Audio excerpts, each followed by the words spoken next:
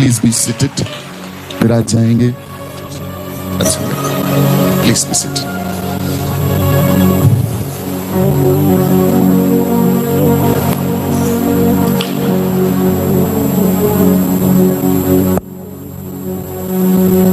सतगुरु हमसे रीझ करी कहा एक प्रसंग, बरसा बादल प्रेम का भीज गया सब अंग। अपनी सूरत बनाई के मैं जो पी के पास गई, और जो छब देखी पीवगी सो मैं अपनी भूल गई। क्या बात। हाँ, एक महिला पत्रकार हमारे भारत में स्तंभ है, और एक स्तंभ होता है मीडिया। आजकल देखिए पूरा मीडिया, ये रिपोर्टर, ये पत्रकार, ये बड़े पावरफुल लोग होते हैं। ये मीडिया बड़ी पावर, आज की सबसे बड़ी चैनलिंग शक्ति है मीडिया। हम अभी जो बोल रहे हैं, मैं जो बोल रहा हूं इसको लगातार कम से कम 20,000 लोग देख रहे हैं अभी राइट नाउ। हजारों लोग एक मिनट में एक दूसरे से कनेक्ट हो जाते हैं। तो जब प्रभु यीशु ने कहा जब मैं आऊंगा, और उसका वचन कहता है कि सारी दुनिया देखेगी, तो कैसे देखेगी? इन्हीं चीजों के माध्यम से देखेगी। आप क्या सोचते हैं? ये माध्यम यही होंगे। पूरी दुनिया, एक पल में आप सारी दुनिया देख लेते हो, आपके हाथ में दुनिया आ गई है। जब यीशु जी का आगमन होगा तो इसी तरीके से चारों तरफ ये फैल के दिखाई देगा। बोले प्रभु यीशु महाराज की। एक औरत, महिला पत्रकार, सुनिएगा बड़ी अद्भुत बात। महिला पत्रकार बिल गेट्स के पास आई। बिल गेट्स बड़ा धनी आदमी है इस विश्व का। महिला पत्रकार बोलती है, सर बिल गेट्स जी, मुझे आप अपनी सफलता का राज बताइए। Tell me the reason of your success. मुझे आप अपनी सफलता का कारण बताइए। तो बिल गेट्स ने अपना बैग खोला, उसमें से अपनी चेक बुक निकाली और उसको देते हुए कहा, निकाल के बोले, मैडम इसमें आपको जितना पैसा भरना हो भर दीजिए। तो वो औरत सकपका गई। बोले, सर आप मेरा प्रश्न आप समझे नहीं है, अर्थ नहीं समझे मेरे प्रश्न। मैं कह रही हूं कि आपकी सफलता का राज मुझे बताइए, आपकी, tell me the secret of your success. तो उन्होंने फिर वो चेक आगे बढ़ाया। बोले, मैडम आपको इसमें जितना पैसा भरना हो भर दीजिए। वो औरत बोलती है, सर आप क्या कर रहे हैं? मैं आपसे क्या पूछ रही हूं और आप क्या कर रहे हैं? मैं आपसे पूछ रही हूं कि आप इतने सफल कैसे हो गए, इतने धनवान कैसे हो गए, इतने पूरे विश्व में आप सबसे धनी व्यक्ति हो, मुझे बताइए आपका। बोले, फिर उसने तीसरी बार आगे हाथ बढ़ाया। बिल गेट्स ने कहा, मैडम आप इस पे जितनी धनराशि लिखना चाहती हैं लिख दीजिए, मैं अपना सिग्नेचर कर दूंगा। सुनिएगा सुनिएगा। आपको पता है वो औरत फिर वही प्रश्न पूछती है, सर आप मेरी बात नहीं समझ रहे, लाइव चल रहा है सब, पूरी दुनिया देख रही है आपको, पूरी दुनिया आपको देख रही है। मैं आपसे प्रश्न ये पूछ रही हूं कि आप अपनी सफलता का राज बताइए। तो बिल गेट्स ने कहा, बस मैं यही बताना चाह रहा था, मैंने आपको 3 बार अरबपति बनने का अवसर दिया, लेकिन आपने उसको समझा नहीं। अवसर। तो बिल गेट्स कहते हैं, मैंने आपको अरबपति खरबपति बनने का अवसर दिया, मैं मजाक नहीं कर रहा था आपसे। मैंने आपके सामने एक अवसर रखा कि आप कुछ भी, कितनी भी अमाउंट या राशि लिख दीजिए, मैं सिग्नेचर कर दूंगा। आप अवसर से चूक गई। मैं अपनी लाइफ में आए हुए किसी अवसर को नहीं चूकता, इसीलिए मैं सक्सेसफुल हूं। I never miss any opportunity. Every opportunity I use. ये अवसर मिला हुआ है और ये अवसर दोबारा नहीं मिलेगा। अवसर, और जब अवसर आए सजग हो जाएं, जागृत हो जाएं, अलर्ट हो जाएं। याद रखिएगा 2 बातें बहुत काम आएंगी। पूरी दुनिया आप चैनल खोल के देख लीजिए, आज पूरी दुनिया एक बात कह रही है, सारी लड़ाइयों में एक मूल सब्जेक्ट आपको दिखाई देगा, और सारे बड़े बड़े गुरु नेता एक ही चीज की बात कर रहे हैं, अधिकार अधिकार। दलित कहते हैं हमारा अधिकार, ब्राह्मण कह रहे हैं हमारा अधिकार, ठाकुर कहते हैं हमारा अधिकार, मेरा अधिकार। पूरे विश्व में एक ही बात दोहराई जा रही है, अधिकार अधिकार अधिकार। लेकिन बड़े रेयर लोग हैं जो इस बात पे चर्चा करेंगे कि आपका वास्तव में कर्तव्य क्या है, रिस्पॉन्सिबिलिटी, कर्तव्य क्या है। मेरा भारत नागरिक होने के कारण क्या मेरा कर्तव्य है, इस विषय पे कोई चर्चा नहीं होती। योर ड्यूटी, ये मेरी ड्यूटी है। कचरा गिर जाएगा, हमने खाया, बोतल पानी पिया, फेंक दिया, ये आपकी ड्यूटी है।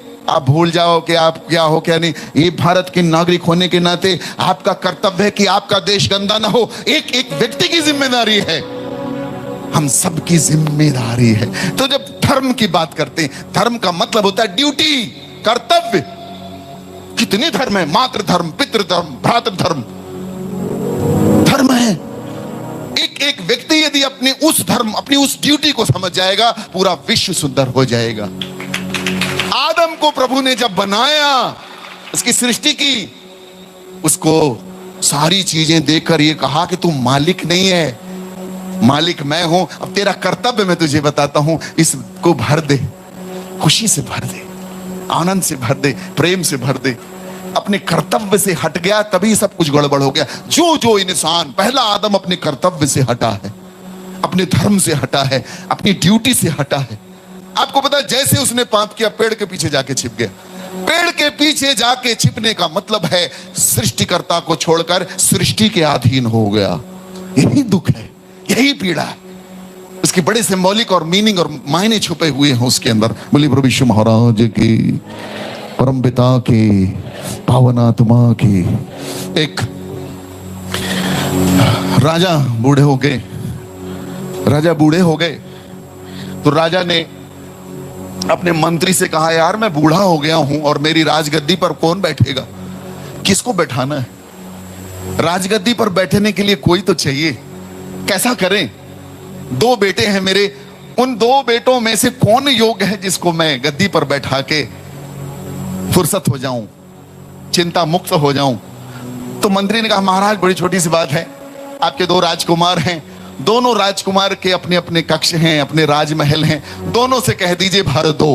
क्या कह दीजिए, क्या कह दीजिए, क्या कह दीजिए, भर दो। राजा भी हैरान हो गए, बोले मंत्री भर दो, तुम क्या कह रहे हो? बोले हाँ, दोनों को बोल दीजिए भर दो, ये परीक्षा है। हेलो, परीक्षा, परीक्षा का मतलब ही है पता ही नहीं, परीक्षा, पर इच्छा। दूसरे को पता है, तुमको नहीं पता होगा,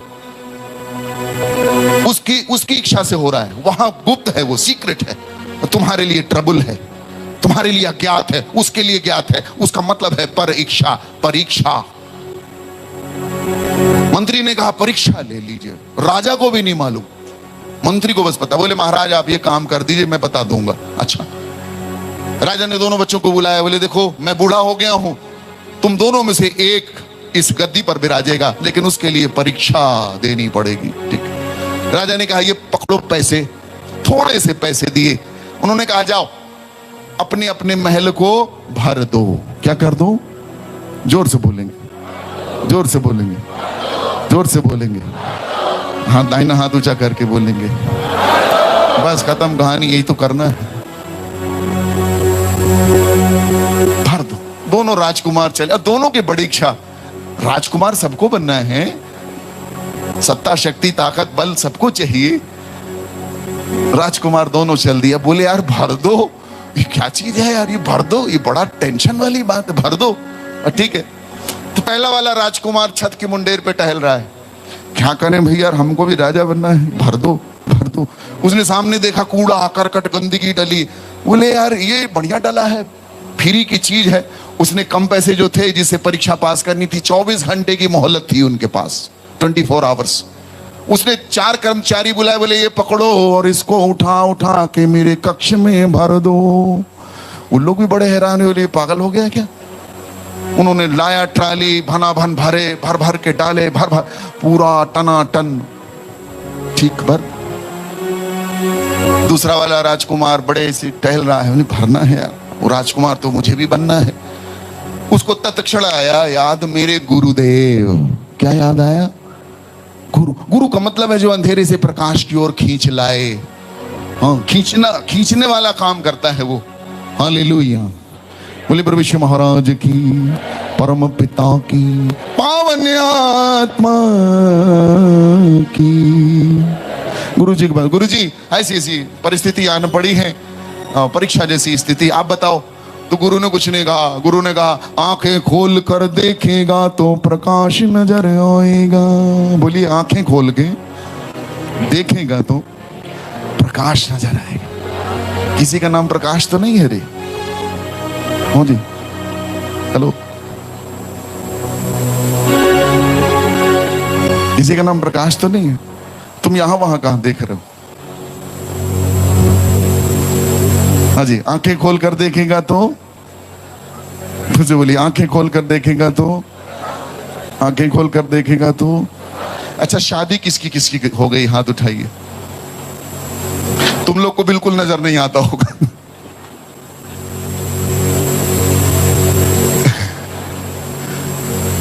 एक औरत ने अपने पति से कहा, सुनते हो जी, मेरा आधा सिर दर्द कर रहा है। तो पति के मुंह से निकल गया, जितना है उतना ही ना दर्द करेगा। और तब से पति का पूरा शरीर दर्द कर रहा है। गुरु की बात सुनी, आंखें खोल कर देखेगा तो प्रकाश नजर आएगा। वो समझ गया बात, पकड़ लिया उसने। एक शब्द गुरुदेव का ताका अनंत विचार था के मुनि जन पंडिता वेद न पावे पार। एक शब्द गुरुदेव का। प्रभु यीशु ने बहुत बड़ी बड़ी बातें नहीं कही, तुम आओ ऐसा होगा वैसा होगा। आपको पता है यीशु जी का जो जीवन है वो बड़ा अनूठा है। हम यीशु के व्यक्तित्व की बात कर रहे हैं। व्यक्ति को तो थोड़ा देर के लिए किनारे कर दीजिए, आप उसका व्यक्तित्व उठा के देखेंगे, आप हैरान हो जाएंगे। यूहन्ना के चेले, यूहन्ना ने जब पहली बार, यूहन्ना कोई साधारण व्यक्ति नहीं है, वो एलिया है। एलिया की आत्मा में प्रकट हुआ वही रूप, वही स्वरूप, वही गुण, वही व्यवहार, वही आचरण, वही शक्ति, वही बल, वही आवाज। मैं निर्जन प्रदेश में पुकारने वाले की आवाज हूं। और वो आवाज एक बार मुखागर होती है। उस क्षण जब उसने ईश्वर के पुत्र को देखा तो कहते हैं, पश्यामीश्वर शमेश शावका यो जगतो पाप भारम हरति। देखो परमेश्वर का मेमना, मेमना, हाँ, ये संसार के पाप हर लेता है। जब यूहन्ना ने देखा तो उसको महाबलिदान के रूप में देखा। ये सृष्टि का पाप हरने के लिए आए हैं। पापो हम पाप कर्म हम, वो पाप लेने आया। वो बात सुन के यूहन्ना के चेले यीशु के पीछे हो लिए। यीशु के चेले कौन थे? वो यूहन्ना के चेले हैं, पीछे हो लिए। और गुरु ने पलट के देखा और कहा कीमनी वत्स था, क्या खोज रहे हो? कौन हो? क्या ढूंढ रहे हो? बोले गुरुदेव आप कहाँ रहते हैं? आपका स्थान क्या है? कौन से आश्रम से हो आप? कहां से आए हो? गुरु ने एक शब्द कहा। क्या कहा? आओ और आओ, पश्य, आइए देखो।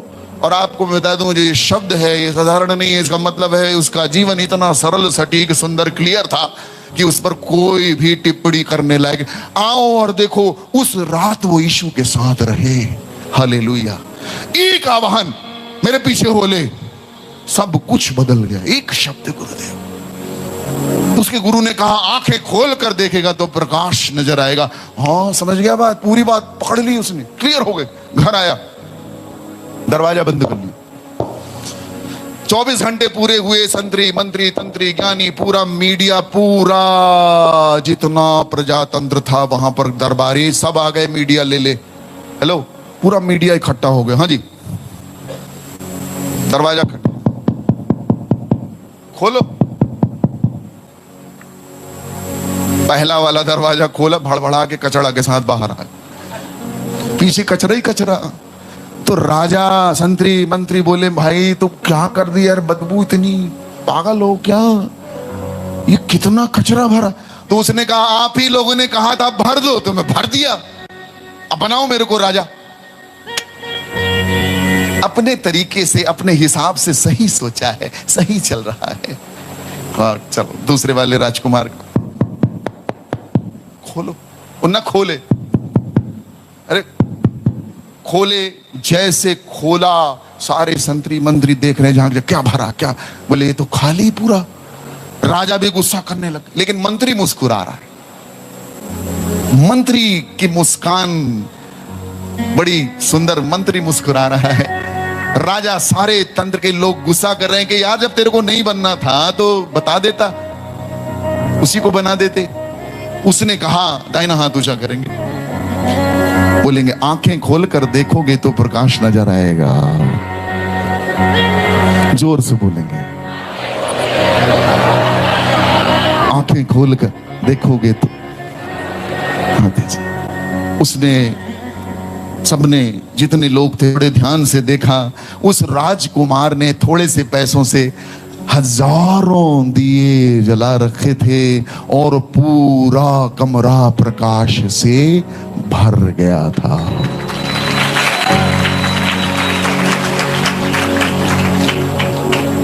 केवल गुरु ही प्रकाश ला सकते हैं और कहीं कहीं कहीं भी नहीं है प्रकाश। इसीलिए प्रभु यीशु ने कहा, अहम जगतो ज्योति यो मामा अनुगच्छति सा नैवांधकारे ब्रजस्यपि तू जीवन रूप मालोक्यम प्राप्स्यसि। हालेलुया। बोले प्रभु यीशु महाराज की, परम पिता की, पावन आत्मा की हाले। मेरे माता पिता जी यहां बैठे हैं। मैं एक द्विवेदी ब्राह्मण हूं। हमारा कान कुब्ज जी है कि सरजू पा रही है माता जी? देखिए सुन लीजिए। हाँ, सरजू पारी हैं लोग, सरजू पारी ब्राह्मण हैं। हमारा गोत्र वत्स है। मैं पूरी डिटेल इसलिए वहां जा रहा हूं कि आप लोगों को विश्वास हो जाए। मैंने बहुत बार YouTube में अपनी साक्षी दी, मैं आज यहां साक्षी देना चाहता हूं। बहुत से लोग देख रहे होंगे इसको, और ये साक्षी इसीलिए दे रहा हूं कि इस भारत देश को पता चले कि वास्तव में वो कर क्या रहा है। हम लोग धर्म नहीं बदले हैं, और धर्म बदलने का सब्जेक्ट और बिजनेस यीशु जी का नहीं है। वो इस बिजनेस में है ही नहीं। उसका एक ही बिजनेस है, पूरे ब्रह्मांड के लोगों के हृदय का परिवर्तन हो जाए। और क्या चाहिए, और क्या चाहिए? आपको पता है मैं जिस जगह में खड़ा हूं, ये कलिंगा स्थान कहलाता है। यहाँ कलिंगा नदी है, मैं उड़ीसा में हूं ना, है ना। उत्कल, सम्राट अशोक ने जब नदी को खून से सना हुआ देखा, रोज लड़ाई झगड़ा करना सम्राट का काम है, लेकिन एक दिन नदी बाद हृदय बदल, सन्यास ले लिया। उस समय सन्यास सब कुछ छोड़ दिए, बैरागी हो, भिक्षु बन गए। हृदय परिवर्तन होता है। अंगुली मान, उंगलियां काट काट पहनता था। गौतम बुद्ध से मुलाकात हुई उसकी। गौतम बुद्ध ने मुलाकात की, तमतमाता हुआ मिला जंगल में, अब तेरे को काट दूंगा। बोले ठीक है, तो मेरी उंगली काट लेना, पहन लेना। एक काम करो, वो पेड़ से पत्ती काट के ले आओ। बोले क्या बात कर रहा, मैं तो उंगली काटता हूं। काट के तो दिखा। उसने फट से पत्ती काटी। बोले अब एक काम कर, इसको लगा दे वापस। बोले ये तो मैं नहीं कर सकता। खैर खत्म हो गया, उससे मैं अंगुलीमान खत्म हो गया। अंगुलीमान का हृदय परिवर्तन हुआ। जीवन का मूल सूत्र है हृदय परिवर्तन। याद रख लीजिएगा, ये सब जगह है। हमारे यहां यज्ञोपवीत होता है। यज्ञोपवीत का मतलब होता है अब तेरा हृदय परिवर्तन होगा। पंजाबियों में अमृत चखते हैं, उसका मतलब अब तेरा हृदय परिवर्तन कर। मुसलमानों में खतना होता है।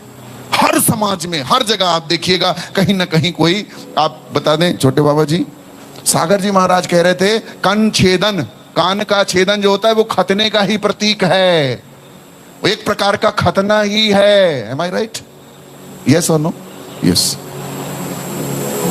बोले प्रभु यीशु महाराज की। हर जगह हृदय परिवर्तन का आख्यान है, कहीं ना कहीं किसी रूप में उसके लिए उसकी छाया दिखती है कि हृदय बदलो। लेकिन हृदय ऐसे नहीं बदलने वाला। ये बड़ा खतरनाक चीज है। हेलो, ये बड़ी खतरनाक चीज है। एक रेडियो में प्रोग्राम था, सुनिएगा इस बात को, बड़ी बड़ी अद्भुत बात। रेडियो प्रोग्राम अमेरिका में चल रहा था। हमारे यहाँ तो रेडियो मैं नहीं जानता, आप सुनते होंगे, लेकिन वैश्विक रूप से रेडियो चलता है, बीबीसी रेडियो होता है। रेडियो चल रहा था, एक महिला रेडियो में बोल रही है, रेडियो प्रोग्राम में कह रही है और कुछ अपनी भक्ति की बात कह रही है। वो कहती, मेरी जरूरतें हैं, मेरा अभाव है, मेरे लिए प्रार्थना कीजिएगा। रेडियो प्रोग्राम में कॉल करके एक अमेरिकन गरीब महिला ने, बूढ़ी औरत ने फोन करके कहा, मेरी जरूरतों के लिए प्रार्थना कीजिएगा, ईश्वर जरूर मुझे देंगे। ये प्रोग्राम में उसने फोन लगा के बोला। एक चर्च का व्यक्ति, आप मानेंगे नहीं, अमेरिका में सैटेनिक चर्चेस होते हैं, आप हैरान हो जाएंगे। शैतान को मानने वाले लोग हैं, ऐसे नहीं मानते, शिद्दत से उन्होंने लिखा हम शैतान के पुजारी हैं।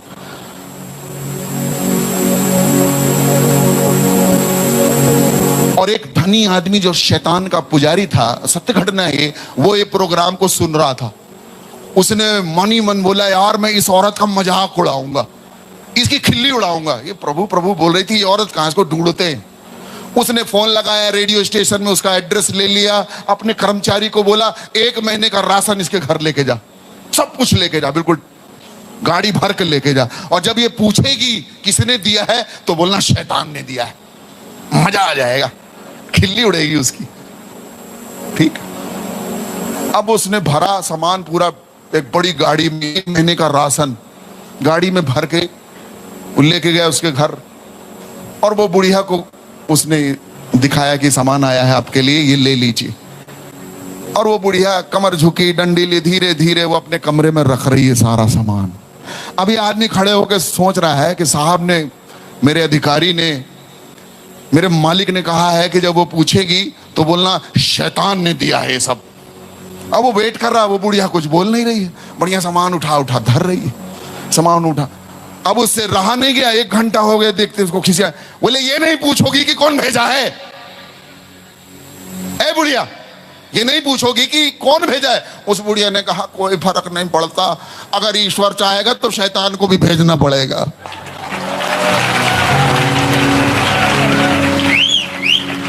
अगर ईश्वर चाहेगा तो शैतान को भी भेजना पड़ेगा।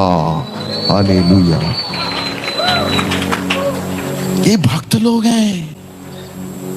एक औरत, मैं चैनल के माध्यम से बोल रहा हूं, एक शर्मा बहन कोई, मैं देख रहा था चैनल, इतना ज्यादा हम अपना भी नहीं देखते हैं, हम अपना गाना भी नहीं सुनते हैं, बना दिए लोगों के लिए। एक कोई शर्मा मैडम ने, कोई है दिखाया, एक औरत, एक आदमी को 1 थप्पड़ मार दिया उसने, मैं देख रहा था। मैं आपको एक बात बता दूं, उस आदमी को जब 1 थप्पड़ मारा, वो थप्पड़ पड़ने के बाद इसमें भी मार दीजिए। मैं कहता हूं वो लड़का अमर हो गया हो।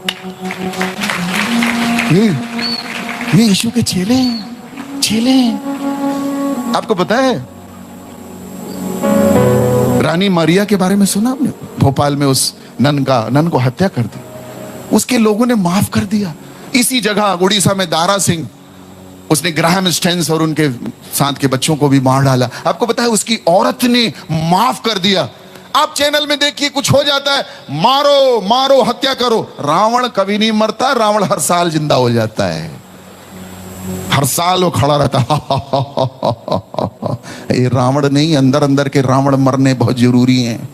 क्षमा करिएगा, मैं कुछ चीजें नहीं बोलूंगा, लेकिन बहुत रावण घूम रहे हैं, उनका दहन होना जरूरी है। और सबसे बड़ा रावण हमारे अंदर बैठा हुआ है। इसीलिए प्रभु का वचन कहता है, इस संसार में सबसे बड़ी भ्रष्ट चीज है इंसान का हृदय। और जब वो हृदय परिवर्तन हो जाता है, तब प्रभु कहते हैं, इसी हृदय से जीवन जल की सरिता फूटेंगी। आप क्या सोचते हैं जब आप क्रूस की बात करते हैं ना, क्रूस टांगते हैं हम लोग, यीशु मसीह का क्रूस है वो। आप बड़े हैरान होंगे, इस दुनिया की सबसे गंदी चीज वही है। जैसे अर्थी होती, अर्थी, मैं आपके घर के सामने अर्थी रख दूं, आप लड़ने बैठ जाओगे, क्या कर रहे हो? वो अर्थी, वो गंदी चीज है, वो तुच्छ चीज है। इस सृष्टि की सबसे गंदी चीज क्रूस है। आदि काल में सबसे खराब चीज मानी जाती थी वो, उसमें वो आदमी टांगा जाता था जिसने विभत्स काम किए हों, गंदे काम किए हों, जिसने सबसे बड़ा गुनाह किया है, उसको क्रूस की सजा दी जाती थी। वो टंगा रहता था, कौए आते थे, चील आती थी, चोंच मारते थे उसको, उसकी हड्डियां तोड़ दी जाती थी, लहूलुहान होता था, पूरा मजाक बनता था उसका। उसको एकदम पहाड़ में ले जाके टांगते थे, जग हंसाई होती थी उसकी। वो क्रूस का चिन्ह, श्राप का चिन्ह। आपको पता है, जब जब यीशु मसीह कोई चीज का चुनाव करेंगे, सबसे नगण्य चीज का चुनाव करेंगे, इसीलिए वो प्रभु है। हेलो, याद रखिएगा, आप जब चुनाव करोगे तो आप दी बेस्ट चुनाव करोगे। आलू लेने जाते हो, हिला हिला सड़ा, टमाटर घुमा घुमा अच्छा वाला लेना है। जब जीसस चुनेंगे, एकदम सड़ा हुआ चुनेंगे, एकदम गला, थर्ड क्लास का। इसीलिए वो यीशु, उसने अपने काम के लिए सबसे घृणित वस्तु का चुनाव किया, और आज वो सबसे घृणित वस्तु सबसे पावन चीज कहलाती है। इस दुनिया में 3 अरब लोग हैं जो ईसाई हैं, यीशु को मानने वाले हैं। लोग बोलते हैं, मेरी बात सुनिएगा, लोग बोलते हैं माइनॉरिटी। हेलो, सुनिएगा इस बात को। बोले यीशु के मानने वाले भारत देश में माइनॉरिटी, अल्पसंख्यक हैं, मुस्लिम अल्पसंख्यक हैं। मैं आपको एक बात बता दूं सुनने वालों, सिनारियो सिनारियो सिनारियो मतलब ऊपर चढ़ के जब देखोगे, सत्य को देखोगे, आपको मैं बता दूं, वर्ल्ड सिनारियो में सबसे ज्यादा पॉपुलेशन 2 अरब से ज्यादा यीशु के मानने वाले लोगों की है। मतलब क्रूस को मानने वाले लोगों की है। अमर कर दिया उस चिन्ह को साहब। हालेलुया, बोलिए प्रभु यीशु महाराज की, परम पिता की। तो सत्य शिखर पर जाके बोलेगा। आप इस बात से बिल्कुल अनभिज्ञ ना रहिएगा। मेरे माता पिताजी यहां बैठे हैं। मैं अपने पिताजी से पूछता था, पिताजी मेरे को गुरु चाहिए, मेरा गुरु कौन है? मेरे पिता साधारण आदमी नहीं है, योगाचार्य हैं वो। बचपन से पातंजलि योग सूत्र हम लोग को सिखाते थे। यम, नियम, आसन, प्राणायाम, प्रत्याहार, धारणा, ध्यान, समाधि, अष्टांग योग होता है। मैंने अपने पिताजी को 8-8 घंटे प्राणायाम करते देखता था। रविवार को छुट्टी होती थी, चीफ अकाउंटेंट ऑफिसर रहे शहडोल में, छुट्टी हो जाए, पिताजी ध्यान में बैठे हुए, तो मैं देखता था। हमारे यहाँ श्री माली की पुस्तक आती थी, एक तांत्रिक की, और हर 15 दिन महीने में आती थी। सबसे पहले मैं उठा के ले आता था। पिताजी उस पुस्तक को ढूंढते थे, कहाँ गई? तो मेरी बड़ी बहन बोलती थी, भैया पढ़ रहा है। और मैं बहुत छोटा था, मेरी बड़ी जिज्ञासा थी, गुरु कहाँ छुपा हुआ है, मुझे गुरु चाहिए। एक दिन मैंने अपने पिताजी से पूछा तो पिताजी बोलते, मैं तेरा गुरु हूं। मेरे को मजा नहीं आया। मैंने कहा, आप मेरे गुरु नहीं हो सकते। अच्छा, पिताजी मेरे सिगरेट बहुत पीते थे। एक पनामा सिगरेट आती थी, Panama cigarette, Bristol Bristol Bristol पीते थे। देखिए, खुद ही बता। और मेरी माँ से भी कभी कभी झगड़ा करते थे। तो मैंने कहा, ये गुरु मुझे अलग चाहिए, गुरु चाहिए। मैं बड़ा छोटा था, मेरे घर में मैं सबसे छोटा हूं भाई बहन में। मेरे घर में मैं अकेला रह। अच्छा, मेरे माता पिता ने एक चीज हमें बड़ी सुंदर सिखाई। हमारे जहां गाड़ियां खड़ी होती थी, हमारा छोटा सा गैराज था, उसमें बड़े बड़े ड्रम में चावल रखे हुए थे और उसमें लोटा। तो माताजी पिताजी ने कहा, कोई भी मांगने आता है उसको कुछ ना कुछ देना है। मुझे याद है साहब, कोई नहीं था घर में, सारे भाई बहन स्कूल में, मैं सबसे छोटा अपने घर में था। और मुझे अच्छे से याद है, मैं 5वीं कक्षा में था। तो बाबा एक था, बड़ा पेट उनका, गजब मध्य प्रदेश बड़ा हुआ उनका, चिल्लाए, अलग निरंजन। तो वैसा चिल्लाए, मैं बाहर निकला। मैंने कहा, अरे बाबा जी, मोटी मोटी रुद्राक्ष की माला, प्रचंड। मैंने कहा, बाबा जी हाँ। तो मैं जल्दी से गया, मैंने लोटा भर के चावल भरा उसमें, बड़ा लोटा, और देने गया। मैंने कहा, ये लीजिए। मैंने कहा, मैं डर गया। मैंने कहा, अरे तो ये नहीं चाहिए आपको? उन्होंने, दीवार ऐसे थी हमारे गेट की, और गेट की दीवार से उन्होंने ऐसे मिट्टी उठाई, ऐसे किया, मिट्टी को उन्होंने मोती बना दिया, लिटिल मोती बन गया वो। मैंने कहा, अरे बाबा जी और कुछ दिखाओ। तो वो भड़बड़ा गया कि ये अभी मान नहीं रहा है, इतने में संतुष्ट नहीं हो रहा है। तो उसने उसको ऐसे किया, अंगूठी बन गया वो। मैंने कहा, और कुछ दिखाओ। बट दे 50 रुपए। मैंने कहा बाबा जी आपने मिट्टी से मोती बनाया, मोती से अंगूठी बनाया, अब 50 रुपए बनाओ। जब इतना नहीं कर लेते हो तो 50 रुपए। वो भागे अपना ढेरा ढपेरा लगा के। मैंने कहा कहां रुक रहा, बना 50 रुपए, भाग गए। तो मेरे दिल में एक इच्छा थी, यार ये बाबा गुरु साधु ये भी ऐसे नौटंकीकार है।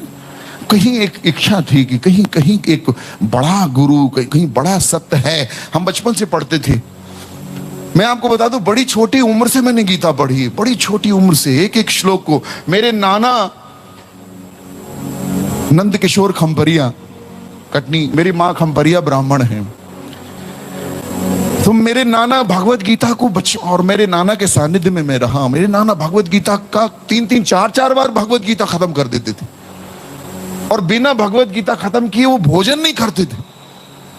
तो एक बार मैंने नाना से पूछा कि नाना जो आप पढ़ते हो उसका अर्थ जानते हो? तो नाना ने कहा बेटा अर्थ जानने की जरूरत नहीं है, परमात्मा अर्थ जानता है। मैंने कहा ये तो बड़ा अनर्थ है।